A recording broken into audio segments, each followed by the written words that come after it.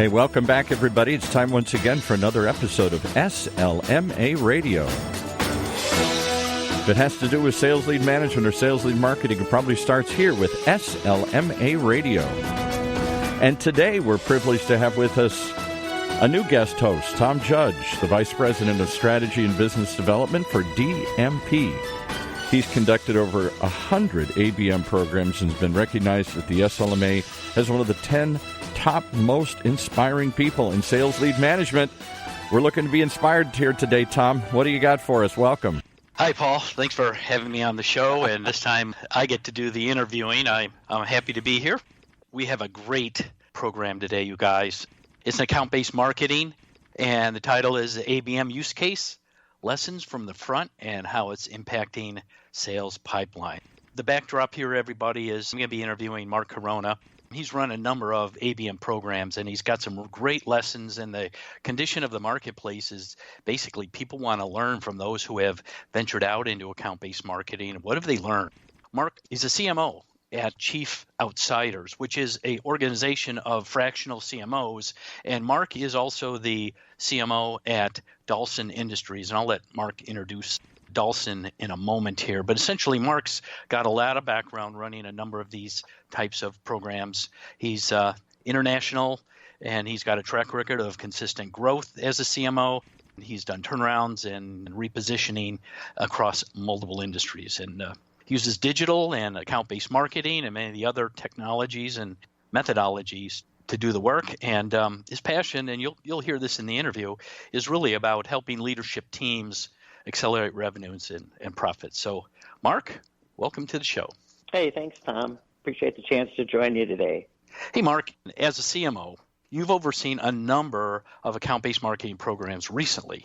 You've got a wealth of knowledge. Can you select one of your examples as a use case and share with us? Yeah, I'm happy to. Tom, I think the one that's probably most relevant is the one that we've run the longest. So Dalton Industries is a metal fabricator in the Twin Cities area. A couple of years ago, probably about 2.5 years ago specifically, they ran into a real need to diversify into new markets and to reduce their customer concentration. They had been manufacturing racks for solar equipment manufacturers. One customer had actually become 50% of its business, and if you know anything about the solar market, you probably understand how cyclical it is and really dependent on government credits to stimulate investments. Dalton rode the market up, and then it was rapidly riding it down, and so a go-to-market strategy was really required. Okay, so what were the CEOs and the CSOs' perspectives? Well, they understood the magnitude of the crisis, and they're both very strong operational executives, but they're not marketing executives. They're not really schooled in growth, and so they were really looking for me to implement a much more balanced go-to-market and growth-oriented program. Okay, it's my understanding, obviously, account-based marketing was the direction you went, so why did that work in this case for Dalsin versus, the traditional inbound demand gen? Dalsin was actually an innovator early on in generating web-based leads. And when they were one of the few fabricators out there, they had pretty good success. But if you really looked at their sales funnel, their conversion rate on web-generated leads was a pretty miserable 3%. And I use 3% generously because I think it was actually under 1% for a long period of time. That makes sense. So just a couple of big picture key learnings that some of our listeners should keep in mind when they're putting together their program. Well, I think the key word is iteration. At Dalsin, we've implemented 6 programs right now, and every time we've implemented a new program, we've continued to refine our approach. And we're using ABM to expand geographically and also to expand into new markets. Since diversification is such an important business strategy, we had to align our marketing strategy with that need, and then also design marketing programs that would efficiently and effectively support the need for diversification. The other thing is, I think the business has been a pioneer in understanding the value of an ideal customer profile.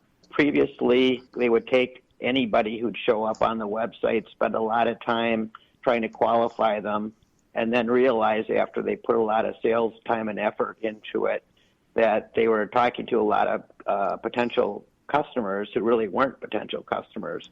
Some of them, in fact, shouldn't have even got that far in the discussion. So an ideal profile has allowed them to become much more proactive, and it's the core of a good ABM program. Fully agreed. And any comparatives versus the inbound you could just summarize to show a comparison to that point? Yeah, there's a number of dimensions you can compare web-generated leads with ABM program-generated leads. From lead quality from websites is largely unknown until you put a lot of time and energy trying to understand them. Since you start with an ideal client or an ideal customer profile in an ABM program, it's a better fit right off the bat. You have to plow through a lot of leads from web-generated activities, but using ABM, you start out with much better targeted marketing, which means that the initial quality, even at the demand level or the lead generation level, is much better. Cost for leads can be very different, and one of the things that I kind of summarize web-generated leads versus ABM-generated leads, Tom, is I think about web-generated leads as prospecting with a shotgun versus an ABM program where you're prospecting with a rifle with a high-powered scope so that you can really identify the sweet spot customers that you really want to do business with. There you go. That's the focus, and I appreciate that. So just a couple other relevant points based on that that you would tell some of our listeners as they design their program? Well, absolutely. You got to start with your best prospects. When you design a program, some of the criteria that we found useful are specific geographies, so you can define geographies as states or zip codes, specific companies that you want to do business with. When you find large companies in a target market, you say, hey, here are 40 solar manufacturers I'd love to develop a relationship with. That's a great place to start. You can define companies by the ideal client profile and then combine that with industry SIC or any ICS codes. Often people don't think about ABM as being a program to go back to existing customers, Tom. But existing customers have a business development potential, right? I mean, you can sell them more services, more products, and that's typically a good program because you've already spent money acquiring the initial relationship, so now you're just kind of keeping it warm and extending it. The other thing is that a lot of companies that I work with are pretty good at identifying members on the buying team who they need to get in front of, right? So if you're a manufacturer like Dalsin, you're talking about VPs, directors of engineering, product development, operations. And for any company, the personas or the target roles can be very different.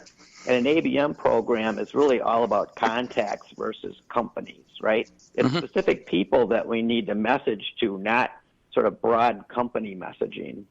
Brilliant. Very good stuff. Is ABM, though, Mark, practical for most business-to-business firms? I think it is. It's not typically as useful in the consumer world because the purchase process for consumers is often very different than it is in the B2B world.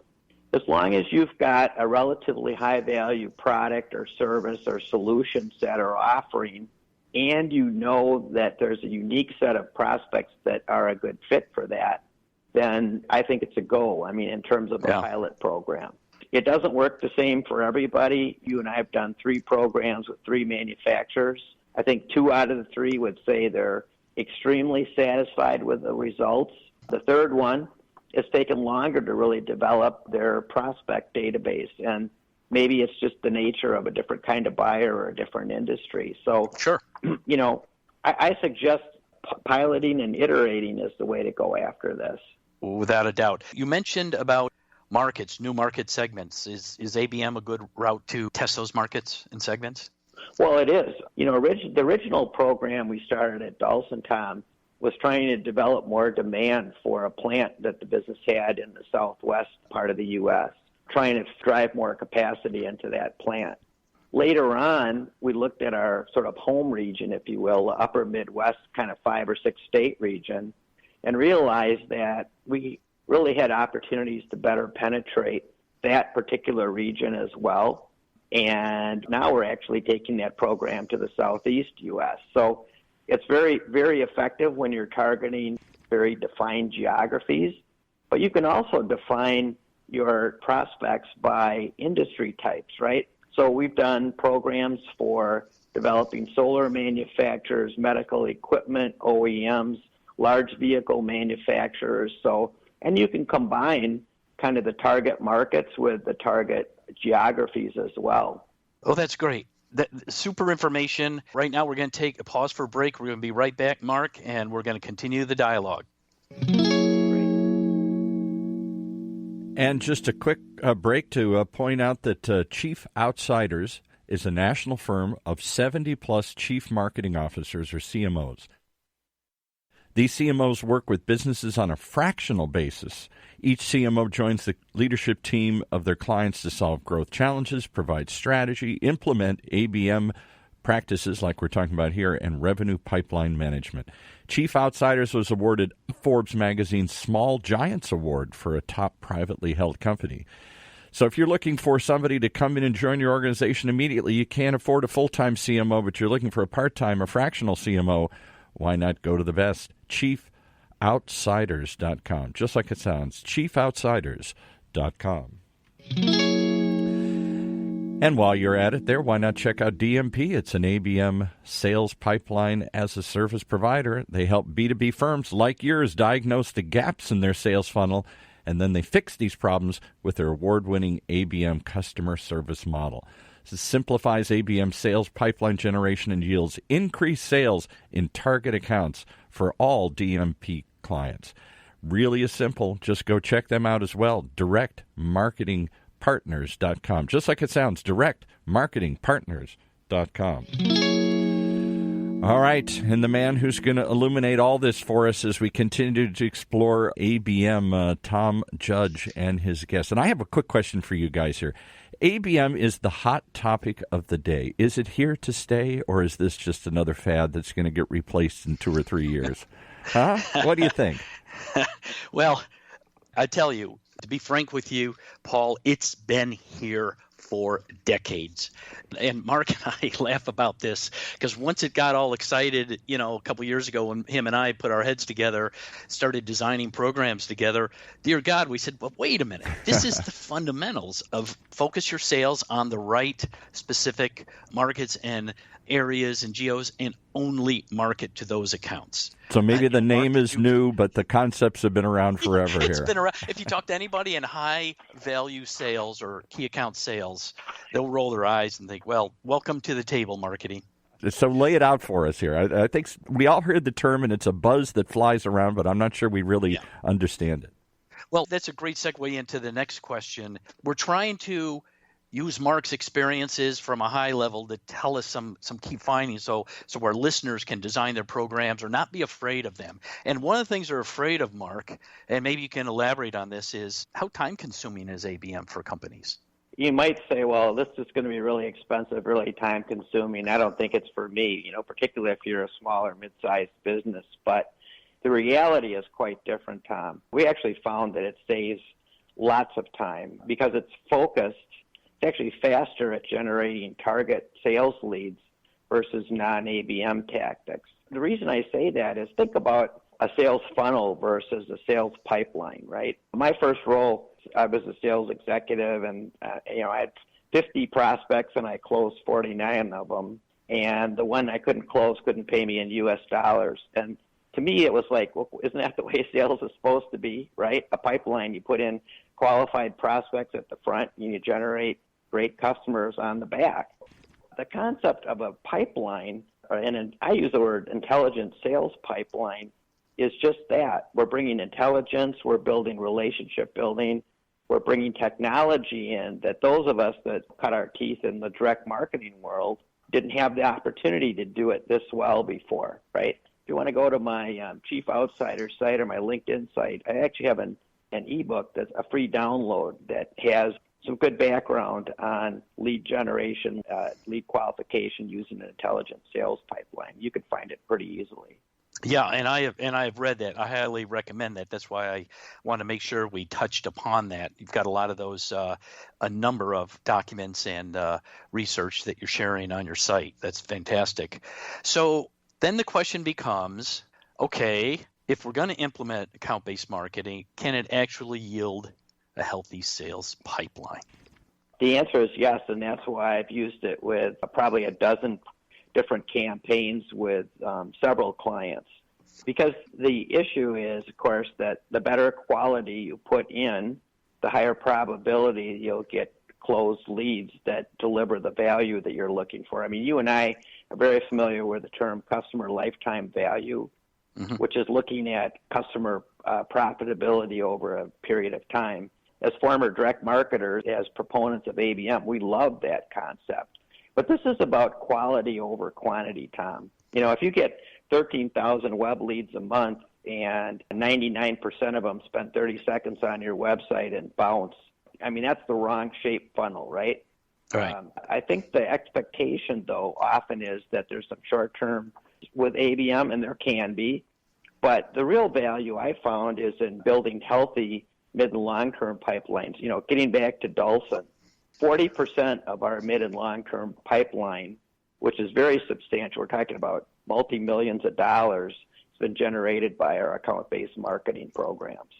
That's fantastic. We really need to make sure we cover this question in depth, because a lot of our listeners are saying, oh, I'm designing mine, or, you know what, I need, to go out and get a bunch of software and a bunch of staff and do all this stuff. But from what I'm hearing from you between these last couple of comments is it's pretty much using direct marketing methodologies focused in multiple touches on these target accounts and starting a long-term relationship. And I think the key word you mentioned was the relationship, and having that vision that we're going to work these accounts because they are in our sweet spot, that they're worth it, and we're going to feed the sales organization qualified opportunities as they pop up. So marketing's got a lot to do there to work on that pipe, and this methodology sounds like it's the most targeted within the sector that they sell. That's what I got out of your last couple of comments here.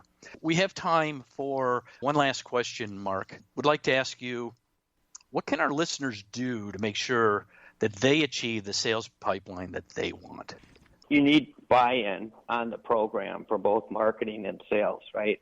I mean, some companies, they still don't think about integration the way that they really should. ABM is a program that helps integrate marketing and sales programming and make sure that everybody understands what their role is. One of the things that we need from, as we start to pass qualified leads to the sales organization, is feedback, right? Are they really qualified?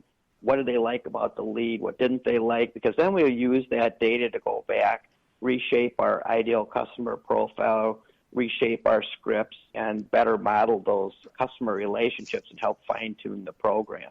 And I would also say there are lots of ways a person or an organization could do an ABM program, but for small and mid-sized businesses, the only way I think that makes sense is to use an ABM service provider. Bringing in a new technology and try to do it yourself, I think is not a successful model.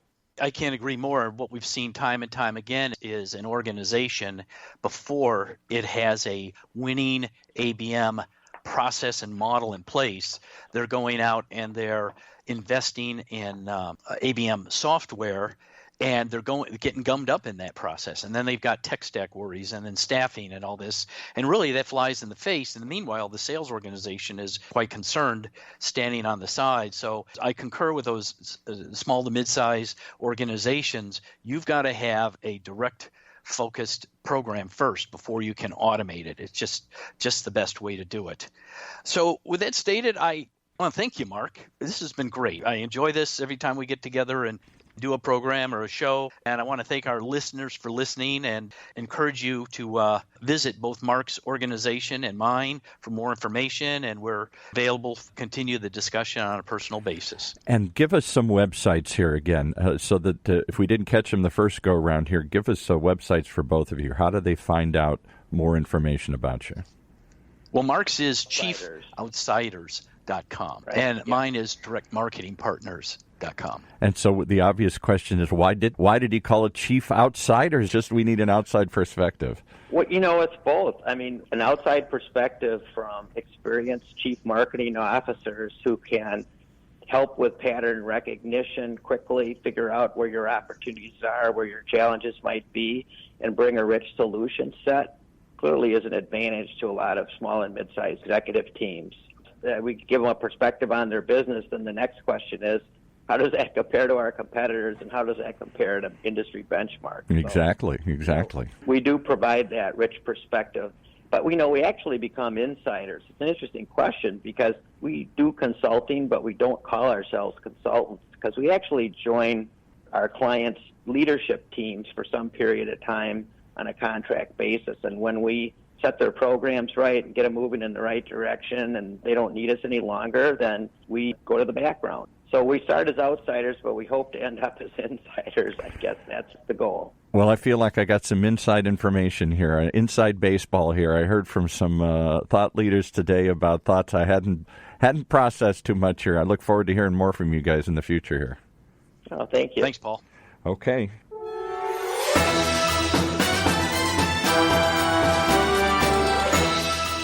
Well, once again, you've been listening to another interesting episode from the SLMA Radio, brought to you by the Funnel Radio Network for at-work listeners like you.